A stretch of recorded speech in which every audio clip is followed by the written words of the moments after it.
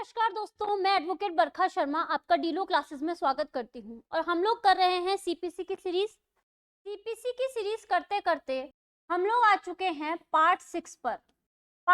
हम लोग आ चुके हैं और अब तक हम लोगों ने जो कर लिया है, इंडेक्स को डिस्क्राइब कर लिया है, साथ ही साथ हमने पार्ट 1 से लेकर 5 तक हम डिस्कस करके आ चुके हैं। ठीक है, और आज हम पार्ट 6 की बात करेंगे, जिसके बारे में हमने हल्का सा जो रिव्यू था वो हमने पिछली क्लास में देखा था कि भाई हम अगली क्लास में क्या स्टार्ट करने वाले हैं। ठीक है, न्यू क्रिमिनल लॉज आपके अवेलेबल हैं यूट्यूब पर, आप जाके गो थ्रू कर सकते हैं। सबसे पहले जब हम पार्ट 6 की बात करते हैं तो 94 और 95 दो ही सेक्शन लेके बैठा है। ठीक है, 94 95 दो सेक्शंस की बात करता है। अनुपूरक कार्यवाहियां बोलते हैं, जो कि होती है सप्लीमेंटल प्रोसीडिंग्स जो होती है वो एग्जीक्यूशन यानी कि निष्पादन से बिल्कुल डिफरेंट होती है, अलग होती है। ठीक है, अनुपूरक कार्यवाहियां हैं जिनको कि अंग्रेजी में सप्लीमेंटल प्रोसीडिंग्स कहा जाता है। ठीक है, अब हम देखते हैं कि इससे ऑर्डर कौन कौन से कनेक्ट हो सकते हैं।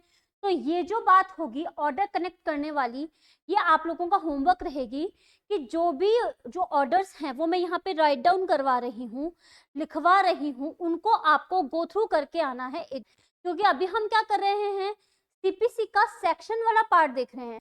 सेक्शन वाले पार्ट के बाद ऑर्डर वाले पार्ट को देखने से पहले हम एक बार उसको जब गो थ्रू कर लेंगे तो हमको पता चल जाएगा कि अच्छा ये वाला ऑर्डर था वो हमने उस सेक्शन से कनेक्ट किया था।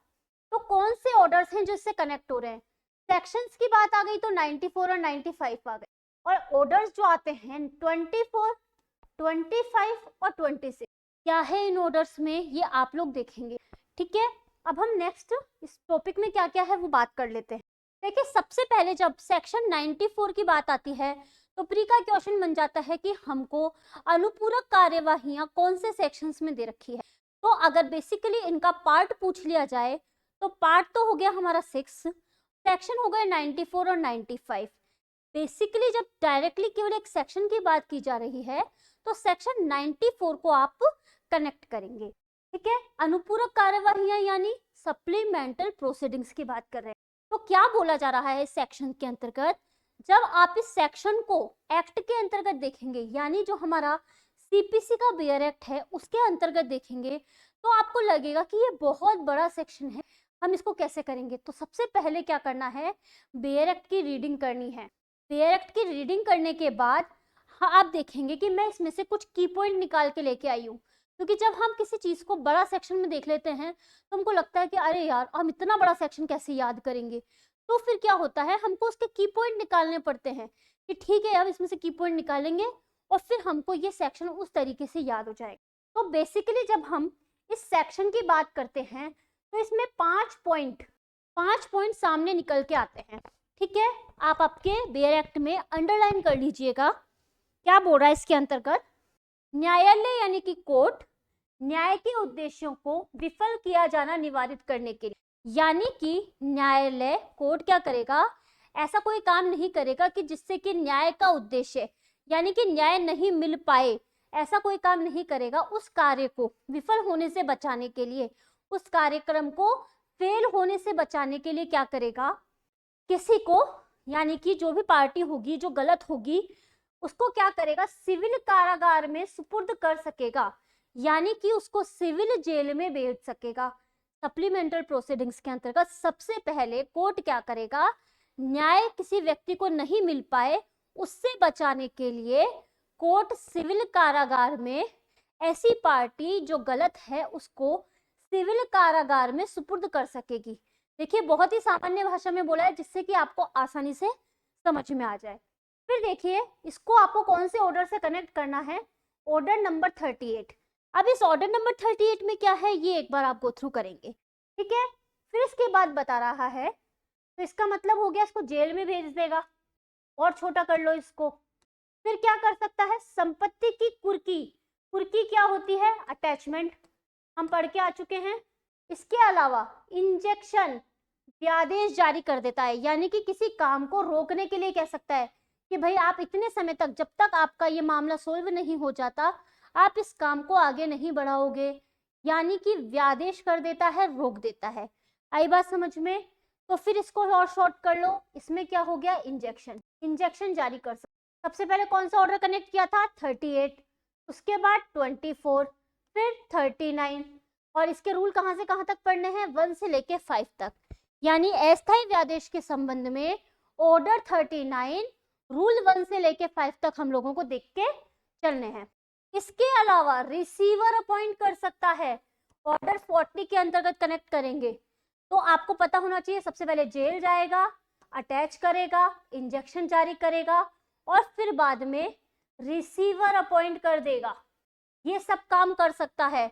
और अन्य अंतर्वर्ती आदेश जो भी उसको और कोई भी अलग से कोई ऑर्डर उसको लगता है कि ये जारी करना चाहिए, तो वो ऑर्डर भी वो क्या कर सकता है, जारी कर सकता है। और जो भी उसको ऐसा लगे न्याय संगत, कैसा ऑर्डर होना चाहिए, वो न्याय संगत और सुविधापूर्ण होना चाहिए, वो ऑर्डर वो जारी कर सकता है। इसके अलावा आप देखिए, ये जो कनेक्ट होगा ऑर्डर नंबर 39 रूल 6 से 10 तक, देखिए इंजेक्शन और अंतर्वर्ती आदेश, ये दोनों ऑर्डर क्या हो रहे हैं, कनेक्ट हो रहे हैं। इसमें भी ऑर्डर 39 है और अंतर्वर्ती इंटरलोकेटरी ऑर्डर बोलते हैं जिसको, उसके अंतर्गत भी 39 ऑर्डर आ रहा है। यहाँ रूल 1 से लेके 5 तक लिए हैं और यहाँ पे रूल 6 से लेके 10 तक लिए हैं।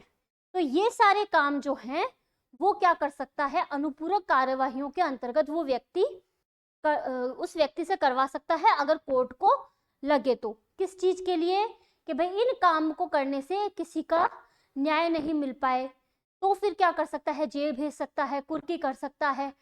कुर्की को क्या बोलते हैं, अटैचमेंट बोलते हैं। रिसीवर अपॉइंट कर सकता है, इंजेक्शन जारी कर सकता है, इंटरलोकेटरी ऑर्डर कर सकता है। ये सारे 5 काम कर सकता है जो कि आपको पता होनी चाहिए। ये जो पॉइंट है ना केवल प्री प्लस मेन के लिए भी इम्पोर्टेंट है। आई बात समझ में? अगर कहीं पे भी जरा डाउट लग रहा है तो वीडियो को थोड़ा सा पीछे करके आप देख सकते हैं, जिससे कि आपको समझ में आ जाएगा। साथ ही क्या करना है, अपने बेयर एक्ट में निशान लगाने हैं, की पॉइंट लगाने हैं, जिससे कि जब आप इसका रिवीजन करेंगे तो आपको आसानी हो जाएगी कि अच्छा हमने ये पढ़ा था। ठीक है, और फिर भी अगर आपको लगता है नहीं समझ में आ रहा तो वीडियो आपके पास है, आप कभी भी इसको प्ले करके देख सकते हैं। चलिए अब हम आगे बात करेंगे। 95 क्या बोल रहा है, अपर्याप्त आधारों पर गिरफ्तारी, कुर्की या व्यादेश अभिप्राप्त करने के लिए प्रतिकर। जो भी आधार ऐसे होंगे जो पर्याप्त नहीं है, उन अपर्याप्त आधारों पर अगर किसी तरीके की गिरफ्तारी हुई है, कुर्की हुई है, किसी तरीके का व्यादेश जारी हुआ है, तो किस तरीके से प्रतिकर वगैरह दिया जाएगा, वो हमको सेक्शन 95 बोलता है। 2 सेक्शन है जिसमें से हम एक सेक्शन 94 करके आ चुके हैं, और 95 क्या बोल रहा है वो भी हम यहाँ पर देखेंगे। तो ये बोल रहा है कि जहां किसी वाद में, यानी कि किसी भी केस में, किसी भी मामले में सेक्शन 94 क्या पढ़ के आए थे हम, सप्लीमेंटल प्रोसीडिंग्स, यानी कि अनुपूरक कार्यवाहियां, कोई गिरफ्तारी की जाती है, कोई अटैचमेंट यानी कुर्की की जाती है, अस्थायी व्यादेश दिया जाता है, तो न्यायालय को लगे कि जो ऐसा आवेदन है क्या है, अपर्याप्त है, मतलब उसको देने का कोई मतलब आधार जो था वो पर्याप्त नहीं था, सही नहीं था, तो फिर क्या होगा, वादी का वाद असफल हो जाता है तो प्रतिवादी कोर्ट में आवेदन कर सकेगा। एक बार रीड आउट करते हैं फिर समझेंगे। वहां प्रतिवादी कोर्ट में आवेदन कर सकेगा। न्यायालय ऐसे आवेदन पर, इंपॉर्टेंट है ये, अंडरलाइन कर लो, 50,000 रुपए से अनधिक, जितनी सही समझे, वादी के विरुद्ध। यानी कि क्या बोल रहा है कि मान लीजिए वादी ने ऐसा कोई वाद दायर किया जिससे कि किसी प्रतिवादी को ऐसे आधार पर जो कि सही नहीं था गिरफ्तारी हो जाती है, कुर्की हो जाती है, या अस्थायी व्यादेश जिसे कि इंजेक्शन कहते हैं वो जारी हो जाता है, और कोर्ट को लगे कि ये क्या था, पर्याप्त आधार नहीं था। तो जब पर्याप्त आधार नहीं था तो क्या करेगा, प्रतिवादी इस संबंध में अगर आवेदन करता है कोर्ट के समक्ष, तो फिर क्या करेगा, जो कोर्ट होगा वो वादी को आदेश देगा कि तुम 50,000 रुपए तक का जो जुर्माना है वो जमा कराओगे। ठीक है, ये बताएगा आपको सेकंड नंबर का पॉइंट। फिर क्या बोल रहा है कि ये जो ऑर्डर है ये एक अपीलेबल ऑर्डर है, यानी कि फिर वादी अपील भी कर सकता है इसके समय। ठीक है, आपको पता होना चाहिए कि इसका सेकंड नंबर का जो पॉइंट है वो अपीलेबल ऑर्डर है, आप इसके नीचे अंडरलाइन कर सकते हैं। सबसे पहले बोल रहा है कि न्यायालय को लगे कि पर्याप्त आधार नहीं है, के आधार पर गिरफ्तारी, कुर्की वगैरह हो गई है तो 50,000 रुपए से अनधिक का जुर्माना वो लगा सकेगा वादी के।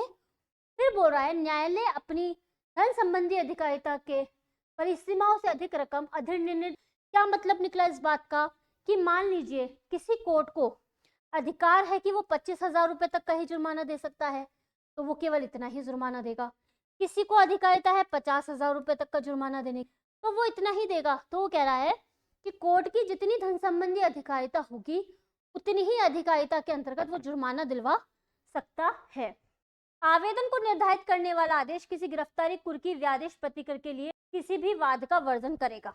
आवेदन को निर्धारित करने वाला जो ऑर्डर होगा किसी गिरफ्तारी, कुर्की, व्यादेश प्रतिकर के लिए किसी भी वाद का वर्जन करेगा, यानी कि उसको रोक देगा। वर्जन का मतलब होता है किसी भी वाद को आगे रोक देगा। मतलब जैसे वाद चल रहा था उस समय क्या हो गया, ये ऐसा ऑर्डर जारी हो गया तो वो जो आगे प्रोसीडिंग्स वगैरह चल रही होगी उस प्रोसीडिंग्स को जो रोक देगा। आगे जो प्रोसीडिंग्स है उनको क्या करेगा, रोक देगा। ठीक है, तो ये थी बात हमारे सप्लीमेंटल यानी कि अनुपूरक कार्रवाइयों के बारे में। कहाँ से कहाँ तक थी, 94 से लेके 95। उम्मीद करती हूँ आपको ये वाली सीरीज अच्छी लग रही होगी। अगर आपको ये सीरीज अच्छी लग रही है तो आप इसको लाइक कीजिए, शेयर कीजिए, सब्सक्राइब कीजिए, दोस्तों के साथ इसको शेयर। और साथ ही क्या कर सकते हैं आप, न्यू क्रिमिनल लॉज जो हैं वो आपके अवेलेबल है यूट्यूब पर, आप उनको देख सकते हैं। माइनर एक्ट यूट्यूब पर अवेलेबल है, आप उनको देख सकते हैं। साथ में जुड़ सकते हैं डीलो जंक्शन के साथ में। और आप आगे कौन सा वीडियो देखना चाहते हैं, किस सब्जेक्ट पे आप देखना चाहते हैं, टीपी पढ़ना चाहते हैं, कॉन्ट्रैक्ट पढ़ना चाहते हैं, कॉन्स्टिट्यूशन पढ़ना चाहते हैं, या किस एक्ट के बारे में आपको किसी की क्वेरी है तो आप हमारे टेलीग्राम चैनल से जुड़, इस तरीके से आप कनेक्ट हो हमसे क्वेरी वगैरह पूछ सकते हैं। फिर मिलते हैं हम एक नई लेक्चर के साथ।